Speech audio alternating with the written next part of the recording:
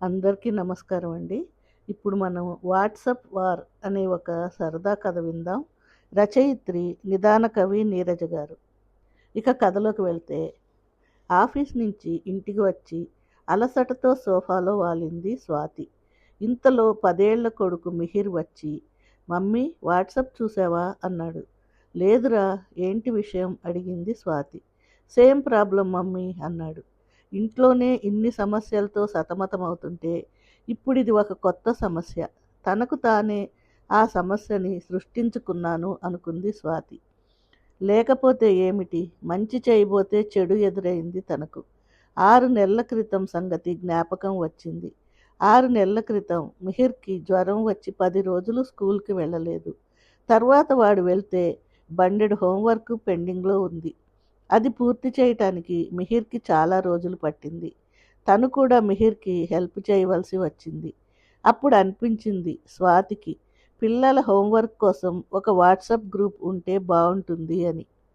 Mihir క్లాస్లోని students తల్లులతో మాట్లాడి homework WhatsApp group అని ఒక వాట్సాప్ గ్రూప్ను తను అడ్మిన్గా ఉండి స్టార్ట్ చేసింది. మొదటి మెసేజ్లోనే ఇది కేవలం స్కూల్లో జరిగే కార్యక్రమాల గురించి, ముఖ్యంగా హోంవర్క్ గురించి మాత్రమే మాట్లాడాలని, అనవసర విషయాలకి ఇక్కడ తావులేదని చెప్పింది. వారం రోజులు అంతా సవ్యంగా జరిగింది. వారం తర్వాత మొదలైంది అసలు భాగోతం. ఆద్య వాళ్ళ మమ్మీ కావేరి ఒక ఫంక్షన్లో దిగిన ఫోటో పెట్టింది. అంతే, మెసేజ్ల పర్వం మొదలైంది. "మీ గాజుల డిజైన్ బాగుందని కొందరు, మీ నెక్లెస్ బాగుంది, ఎక్కడ కొన్నారు అని కొందరు, మీరు కట్టుకున్న చీర సాముద్రిక పట్టు కదూ, డిటో అలాంటిదే నాకు కూడా ఉంది" అని శిశిర్ వాళ్ళమ్మ స్నేహ తన ఫోటో పెట్టింది. "అరే, ఇద్దరి చీరలు సేమ్ టు సేమ్" అని కొందరు ఆశ్చర్యం వెళ్ళబుచ్చారు. అక్కడికి ఆ రోజు ముగిసింది. ఆ తరువాత రోజు కృతి వాళ్ళమ్మ ఉష వెయిట్ రిడక్షన్ కోసం వీరమాచినేని డైట్ ఫాలో అవ్వాలనుకుంటున్నాను. ఇంతకు ముందు ఈ డైట్ ఫాలో అయితే కొంత అడ్వైస్ ఇవ్వగలరని పెట్టింది. అంతే, పుంకాను పుంకాలుగా సమాధానాలు ఇచ్చారు.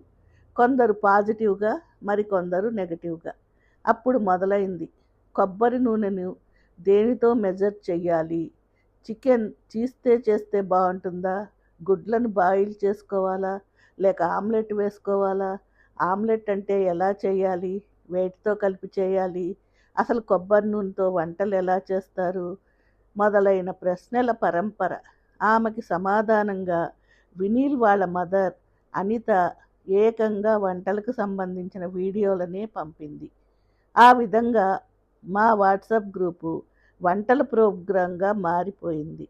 ఇంతలో వినాయక చవితి పండగ వచ్చింది. అంతే, పండగలు, వాటి ప్రాముఖ్యతలు అని వినాయకునికి సంబంధించిన పురాణ కథలు, వినాయక శ్లోకాలు, సినిమా పాటలు, పండుగ శుభాకాంక్షలు అంటూ రోజంతా మెసేజ్లతో హోరెత్తించారు.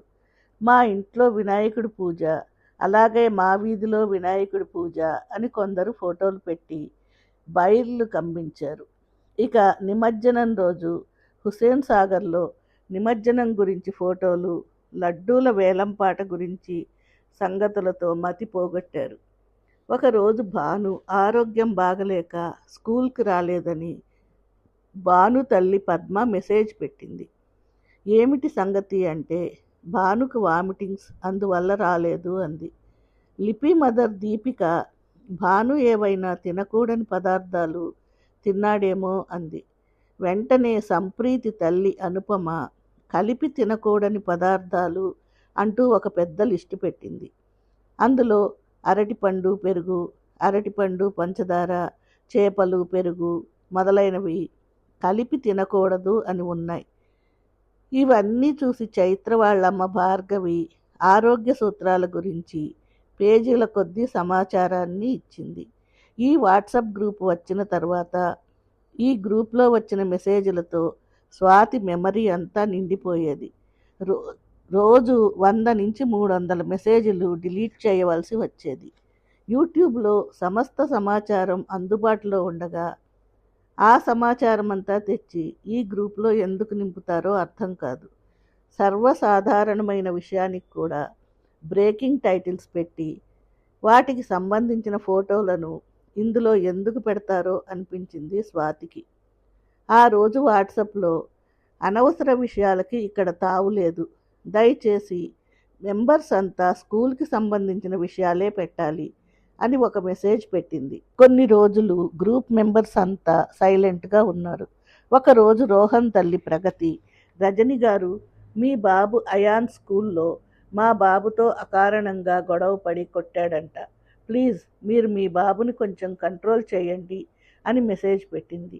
దానికి వెంటనే ప్రగతి గారు, ముందు మీరు మీ బాబుని కంట్రోల్ చేసుకోండి, మీ బాబు మరీ రాలుగాయి పిల్లాడట, స్కూల్లో అందరూ చెబుతున్నారు అని రజని మెసేజ్ పెట్టింది. మా బాబుని రాలుగాయి అంటారా? అసలు మీ బాబే ఆకతాయి పిల్లాడు, చాలా పొగరబోతు, ప్రతి చిన్న మాటకి కోపం తెచ్చుకొని వస్తువులు పక్కవారి మీద విసిరేస్తాడట, పిల్లల పుస్తకాలు చింపేస్తాడట, కావాలంటే టీచర్ని అడగండి, ఆవిడే చెప్తుంది అని ప్రగతి మెసేజ్ పెట్టింది. దానికి మీ పిల్లాడు అంత బుద్ధిమంతుడైతే ఇప్పుడే వెళ్ళి టీచర్ని అడుగుదాం పదండి అని రజని మెసేజ్ పెట్టింది. దానికి ప్రగతి, ఇప్పుడంటే ఎలా కుదురుతుంది, రేపు వెళ్దాం అంది. దానికి నువ్వు రేపు వెళ్దామంటేనే తెలుస్తుంది మీ పిల్లగాడు రాలుగాయని, అందుకే రేపటిలోగా టీచర్తో మాట్లాడి మ్యాటర్ సెట్ చేసుకోవాలి అనుకుంటున్నారు, మీ వేషాలు నా దగ్గర సాగవు అంది. వెంటనే ప్రగతి, ఏమిటి వేషాలు గీషాలు అంటున్నావు, మాటలు తిన్నగా రాని, లేకపోతే మర్యాద దక్కదు, జాగ్రత్త అంది. వెంటనే రజని, ఏంటే మర్యాద గిర్యాద అంటూ తెగ ఫోజు కొడుతున్నావు, నా సంగతి నీకు తెలియదు, నా జోలికి వచ్చావంటే నీ పని మటాషే అంది. వాళ్ళిద్దరి మెసేజ్కి చిరాకు వచ్చింది. వెంటనే ఇద్దరిని డిలీట్ చేసేసింది స్వాతి. ఇక ముందు గ్రూప్ మెంబర్స్ ఎవరైనా ఇలాంటి విషయాలను బయట తేల్చుకోవాలి, ఇందులో డిస్కస్ చేస్తే మాత్రం డిలీట్ అవుతారు అని మెసేజ్ పెట్టింది. కొన్ని రోజులు సవ్యంగానే జరిగింది. ఒకరోజు శాన్వి తల్లి శిఖ పట్టుచీర కట్టుకొని పూలజడ వేసుకొని బుట్టబొమ్మలా ఉన్న 3 ఏళ్ల పసిపాప ఫోటో పెట్టి, ఈ పాప మా అన్న కూతురు, వీళ్ళు అమెరికాలో ఉంటారు, ఉగాది పండుగ సందర్భంగా పాపను అలా రెడీ చేసింది మా వదిన, నిజంగా అమెరికాలో ఉన్న వాళ్ళు ఇండియన్ కల్చర్ని ఎంత బాగా కాపాడుతున్నారు, ఇండియాలో ఉన్న మనం కల్చర్ని గురించి అసలు పట్టించుకోవటం లేదు, ఇలా అయితే మన కల్చర్ అంతా మరుగున పడిపోయే ప్రమాదం ఉంది అని మెసేజ్ పెట్టింది. వెంటనే లీలా తల్లి Gayatri, bobbed hair, sleeveless, lipstick, రోజు మేకప్తో వచ్చే నువ్వు భారతీయ సంస్కృతి గురించి ఇతరులకు నీటి పాఠాలు చెప్పడం మానుకో, కావాలంటే ముందు నువ్వు మారి చూపెట్టు అని మెసేజ్ పెట్టింది. దానికి మనుషులంతా ఇంత మీన్ మెంటాలిటీతో ఎలా ఉంటారో అని శిఖ మెసేజ్ పెట్టింది. దానికి ముందు నీ ఆలోచనలను విశాలం చేసుకో అని గాయత్రి రిటార్ట్ ఇచ్చింది. సమస్య ముదిరేలా ఉండటంతో మీ ఇద్దరూ ఈ ఇష్యూని బయట తేల్చుకుంటే మంచిదని స్వాతి మెసేజ్ పెట్టింది. దాంతో గొడవ సద్దుమణిగింది. ఇక సమస్యలు లేవు అని ఊపిరి పీల్చుకుంది స్వాతి. ఇప్పుడు మిహిర్ సేమ్ ప్రాబ్లం అనడంతో మళ్ళీ ఏ సమస్య ముంచుకొచ్చిందోనని వాట్సాప్ ఓపెన్ చేసింది. సుమారు 100 మెసేజ్లు కనిపించాయి. ఏంటా అని చూస్తే 6 ఏళ్ల బాబు క్యాన్సర్తో చనిపోయాడు, కారణం జంక్ ఫుడ్ తినడమేనట, అయినా ఈ రోజుల్లో పిల్లలకి చేసి పెట్టే తీరిక ఏ తల్లికి ఉంది కనుక అని కోడల మీద అక్కసంతా ఇందులో వెళ్ళగక్కింది ధృతి వాళ్ళ బామ్మ కామాక్షమ్మ. కొడుకు కోడలు ఇద్దరూ ఉద్యోగస్తులు కావడంతో ఆమె మనవరాల్ని పెంచుతుంది. మా రోజుల్లో అయితే చక్కగా నేతితో అరిసెలు, బొబ్బట్లు, జంతికలు ఇలా 1,1,00,000 పిండి వంటలు చేసి పిల్లలకి పెట్టేవాళ్ళం. దాంతో పిల్లలు ఆరోగ్యంగా కళకళలాడేవారు.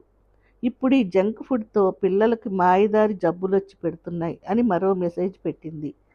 దానికి రుచిర్ మదర్ దివ్య, ఆంటీ మీ రోజుల్లో నెయ్యి, పాలు, పెరుగు, బెల్లం, పప్పులు, ధాన్యాలు అన్నీ స్వచ్ఛంగా కల్తీ లేకుండా ఉండేవి, కానీ మా రోజుల్లో అన్నీ కల్తీనే, ఆ కల్తీ సరుకులతో ఇంకేం పిండి వంటలు చేస్తాం, ఇంకేం తినిపిస్తాం, అందుకే పిల్లలకి జంక్ ఫుడ్ పెడుతున్నాము, అందులో తప్పేమిటి అంది.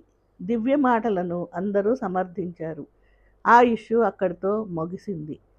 మరో రోజు కామాక్షమ్మ, అమ్మాయిలు, ఈరోజు శశిరేఖ పరిణయం సీరియల్ చూస్తుంటే మా ఇంట్లో కరెంటు పోయిందమ్మా.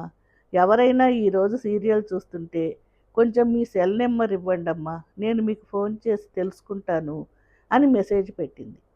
వెంటనే ఆ గ్రూప్ మెంబర్స్ అందరూ తమ తమ నంబర్స్ మెసేజ్ పెట్టారు.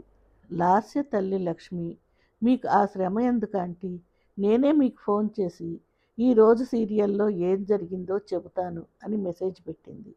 కామాక్షమ్మ పెద్దావిడ కావడంతో స్వాతి ఏం అనలేకపోయింది. ఒకరోజు బాబుని పికప్ చేసుకోవటం కోసం స్కూల్కి వెళ్ళింది స్వాతి. అక్కడ కామాక్షమ్మ ఎదురైంది. అమ్మాయి, వాట్సాప్ గ్రూప్ పెట్టి చాలా మంచి పని చేసావమ్మా. ఇంతకు ముందు పొద్దాకా టీవీ చూసి ఏదైనా మాట్లాడితే వినేవాళ్ళు లేక విసుగొచ్చేది. నీ గ్రూప్ పుణ్యమా అని నలుగురితో మాట్లాడుతున్నాను. 4 సంగతులు తెలుస్తున్నాయి. ఇప్పుడు ప్రాణానికి హాయిగా ఉందమ్మా అంది. అన్నట్టు గ్రూప్లో మెసేజ్లతో గొడవ పడిన రజనీ, ప్రగతి గ్రూప్ నుంచి బయటకు వచ్చాక చాలా బోర్గా ఫీల్ అవుతున్నారట. నీకు సారీ చెప్తారట. నీకు పుణ్యం ఉంటుంది, వాళ్ళని కూడా గ్రూప్లో చేర్చుకోమ్మా అంది. ఆమె మాటలకి స్వాతికి ఆశ్చర్యం వేసింది. పిల్లల హోంవర్కుల కోసం ప్రారంభించిన వాట్సాప్ గ్రూపు తల్లుల ఒంటరితనం పోగొట్టడానికి ఉపయోగపడుతుందన్నమాట అనుకున్నది. ఒకరోజు లీల మదర్ గాయత్రి, రేపు మా ఇంటి దగ్గర గుళ్ళో గోమాత వ్రతం చేస్తున్నాను. వ్రతం తర్వాత భోజనాలు ఉంటాయి, కావున గ్రూప్ సభ్యులంతా తప్పక రావాలని మెసేజ్ పెట్టింది. దానికి భాను వాళ్ళ మదర్, అసలు గోమాత వ్రతం అంటే ఏమిటి అని మెసేజ్ పెట్టింది. అంతే, గోమాత వ్రతము, వ్రత విధానము, వ్రత మహత్యము, గోమాత ప్రాముఖ్యము, గోమూత్రం దాని ప్రయోజనాలు, ఆవు పేడ దాని విశిష్టత మొదలైన విషయాలన్నీ తెలుపుతూ కామాక్షమ్మ పెద్ద మెసేజ్ పెట్టింది. చివరన, అమ్మాయిలు, ఈ వ్రతం చాలా గొప్పది, వీలుంటే అందరూ చేసుకోండి, పుణ్యం పురుషార్థం దక్కుతాయి అని పెట్టింది. ఆ రోజు గ్రూపులో చాలామంది ఆ వ్రతానికి వెళ్ళినట్టున్నారు. మరునాడు అందరూ అక్కడ పెట్టిన పిండి వంటలు, ఆహార పదార్థాల గురించి, పట్టు చీరలు, నగల గురించి గ్రూప్లో మెసేజ్ల ద్వారా చర్చించుకున్నారు. ఆ విధంగా మా వాట్సాప్ గ్రూప్ మెంబర్స్ల పెళ్లి రోజులు, పుట్టినరోజులు, ఫంక్షన్స్ మొదలైన వాటికి ఆహ్వానాల వేదికగా మారిపోయింది. ఇంతలో వరలక్ష్మి వ్రతం వచ్చింది. ప్రతి వాళ్ళు వరలక్ష్మి వ్రతం చేసుకునేవాళ్లే, కానీ వాయినాలు అందుకునేవాళ్ళు కరువయ్యారు. అందువల్ల మా గ్రూప్ మెంబర్స్ అంతా ఒక్కొక్కరి ఇంటికి వెళ్ళి వాయినాలు అందుకొని వరలక్ష్మి వ్రతాన్ని జయప్రదంగా జరుపుకొని ఆ ముచ్చట్లను, ఫోటోలను మా గ్రూప్లో షేర్ చేశారు.